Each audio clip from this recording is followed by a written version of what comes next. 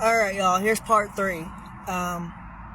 Gail and Melissa got me on May 16th, 1998. It was about a month before it turned 11. Now, that was a Saturday. Apparently they would have gotten me before that, during that week that I was there, if at that foster home, the temporary one, if her sister hadn't have died.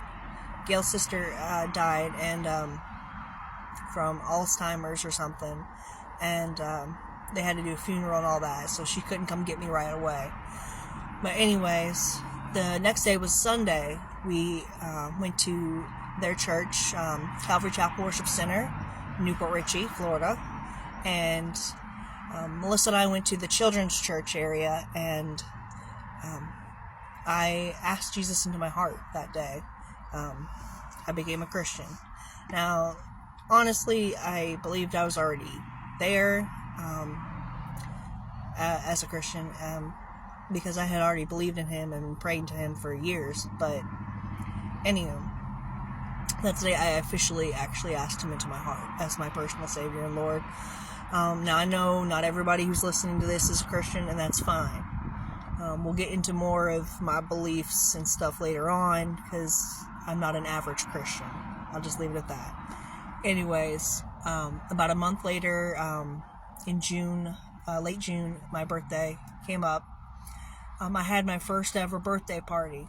We had a slip and slide and all that. There was a lot of Gail's friends and family came. I've never had one before, and so I was kind of freaked out. I hid under the table when they started singing Happy Birthday, and they had the cake or whatever, and I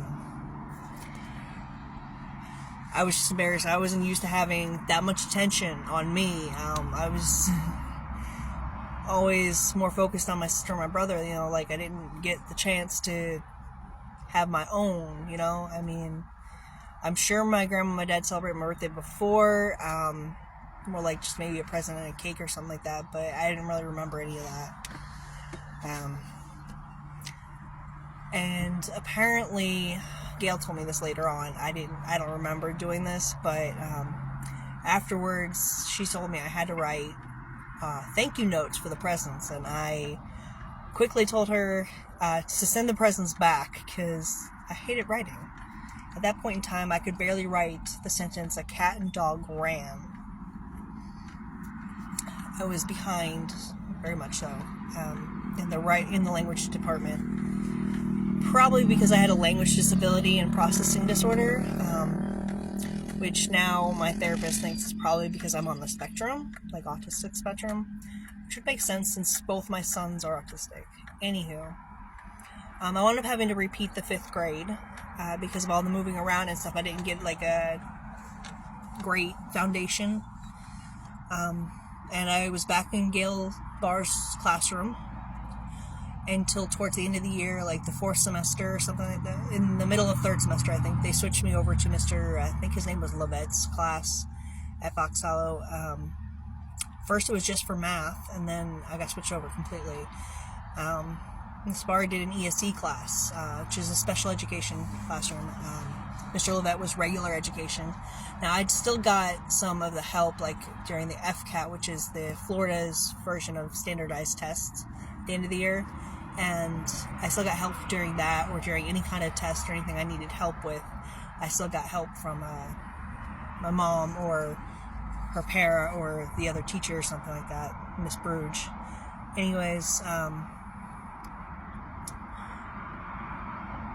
the next year, 6th grade, I went to Bayonet Point. I had, it's called mixed ed classes, which is a regular ed teacher is the main teacher, and then a special ed teacher is the second in command type deal.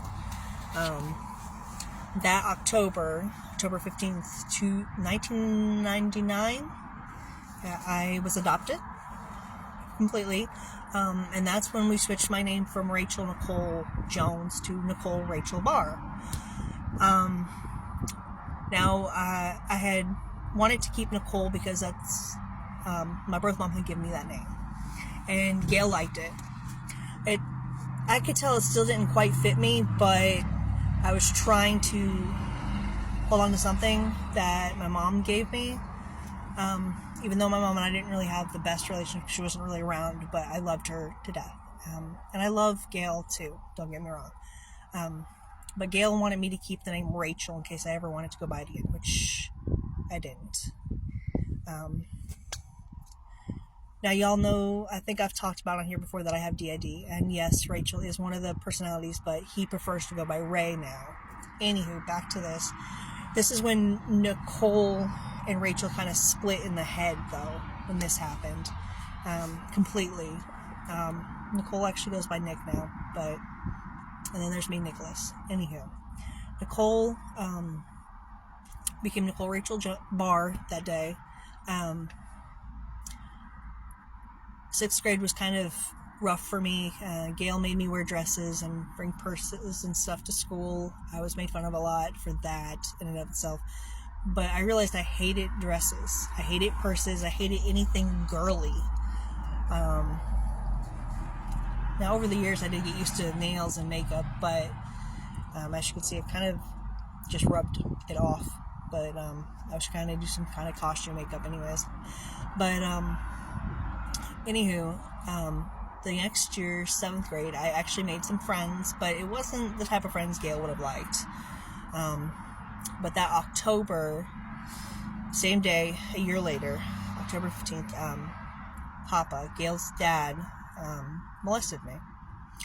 Now, I held on to that secret for a little while, and then I wound up telling the guidance counselor one day about it, and because I had mentioned before to the guidance counselor about me being sexually abused by my dad, she thought it was, she needed to call Gail first before calling CPS and the police. So Gail came. I guess she told Gail what happened, and on the way back home, Gail screaming at me the whole time, calling me a liar, saying, how could you do this type of shit, that kind of shit. Anyways, we get there, she asked me if I'm going to run. Oh, by the way, Papa lived in the front house, we lived in the back house, same property.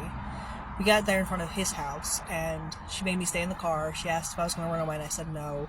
I hadn't even thought about it. I was just scared that I was going to lose my family, this new family. And she goes in and asks him, and he admits to it. And then, police are called or whatever, and police asked me the same question Gail did. Why didn't you run? Why didn't you do anything? It's like nobody wanted to believe me. I felt all alone in this whole situation. He did get arrested.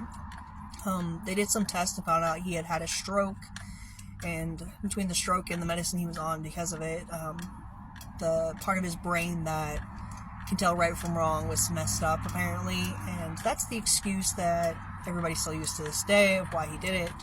However, Melissa was in this room right next door, and he didn't touch her. He didn't touch her ever. So I'm not so sure how I feel about it. Do I hate the guy? No. Did I forgive him? Yes. We did wind up having to go to court, and I had a guardian ad litem and all that. But the guardian ad litem and Gail asked me, like, hey, do you mind supporting him in court? Because this is, because of what happened with the stroke or whatever. And I didn't feel like I really had a choice in the matter, because I was scared, again, that I was going to be put back in foster care, and that they wouldn't want me anymore, all that stuff. So I agreed that I'd sit on his side of the courtroom and support him. I mean, granted, I didn't have to go in front of the judge and talk or anything like that, so, which is good. I wound up having to go to counseling, whatever, and he got house arrest. By the way, the counselor told my mom everything that I said, so I just started not telling her the complete truth and started making half-truths and only telling her just to hear if Gail would bring it up later, and she did. And she did this happened with, like, every counselor I had up until my early 20s. They would tell her stuff. No, they were church counselors, FYI. But I am about out of time. Give me a few and I might make another video. Alright, peace out.